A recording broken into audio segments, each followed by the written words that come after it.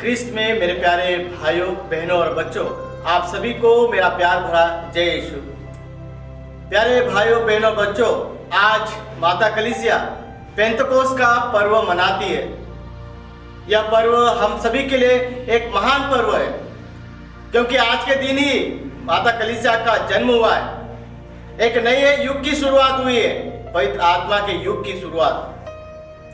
हम देखते हैं पवित्र आत्मा हम सभी के जीवन में महान कार्य करते हैं, और इसलिए हम देखते हैं कि पवित्र आत्मा को हम अलग अलग नाम से पुकारते हैं। ईश्वर की आत्मा, प्रेम की आत्मा, सत्य की आत्मा, मार्गदर्शिका, परामर्शदाता, इस प्रकार हम पवित्र आत्मा को अलग अलग नाम से पुकारते हैं। इसलिए मैंने कहा कि पवित्र आत्मा का हमारे जीवन में महान कार्य है। आज के पहले पाठ में हम सुनते हैं कि किस प्रकार शिष्य लोग सब इकट्ठे होकर प्रार्थना में लीन होते हैं, और उन सबों पर पवित्र आत्मा आग के रूप में उतर आता है।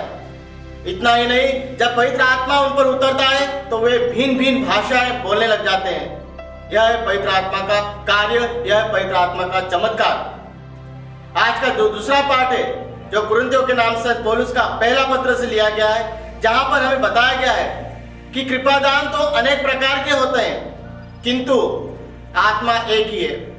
सेवाएं नाना प्रकार की होती है, किंतु ईश्वर एक ही है। प्रभावशाली कार्य अनेक प्रकार के होते हैं, किंतु एक ही ईश्वर सबों का सब कार्य पूर्ण करता है। इतना ही नहीं, हमें वहां यह भी बताया गया है कि शरीर एक है, पर उसमें अलग अलग अंग है। अलग अलग अंग होने के बावजूद भी वह एक शरीर के रूप में माने जाते हैं, या एक शरीर कहलाता है। उसी प्रकार हम अलग अलग जाति के लोग क्यों न हो, अलग अलग धर्म के लोग क्यों न हो, जैसे लिखा है वहाँ यूनानी अलग अलग यूनानी भाषी थे, जो स्वतंत्र थे, जो दास थे, वे सभी, लेकिन उन्होंने एक आत्मा का बपतिस्मा ग्रहण किया है और एक ही ईश्वर के पुत्र हैं। उसी प्रकार हम भी अलग अलग रहते हुए भी हम एक ही ईश्वर के बेटे बेटियां हैं। आज के सुसमाचार में हम सुनते हैं कि जब शिष्य यहूदियों के डर के मारे वह एक कमरे में इकट्ठे होकर बैठे हुए थे, वहां पर प्रभु यीशु साक्षात वहां पर प्रवेश करते हैं, और जब वे प्रभु यीशु को देखते हैं तो वे डर जाते हैं, लेकिन प्रभु उन्हें कहते हैं कि तुम्हें शांति मिले। और जब प्रभु ने अपने हाथ अपनी बगल दिखाते हैं तो वे खुश हो जाते हैं, और फिर से प्रभु उन्हें कहते हैं कि तुम्हें शांति मिले। इतना ही नहीं, प्रभु उन्हें उनके ऊपर फूंक मारकर उन्हें पवित्र आत्मा प्रदान करते हैं, और उन्हें अधिकार देते हैं कि जिनके तुम पाप क्षमा करोगे उनके पाप क्षमा हो जाएंगे, और जो जिनके पाप क्षमा नहीं होंगे वे पाप के बंधन में बने रहेंगे या पाप में जुड़े रहेंगे।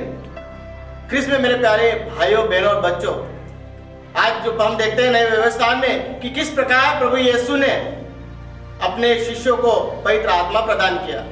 हम देखते हैं कि मत्ती के अध्याय 3 वाक्य 11 में संत यूहन्ना बपतिस्मा वे कहते हैं कि मैं तुम्हें जल से बपतिस्मा देता हूं, पर मेरे बाद जो आने वाला है वह तुम्हें पवित्र आत्मा और आग से बपतिस्मा देंगे।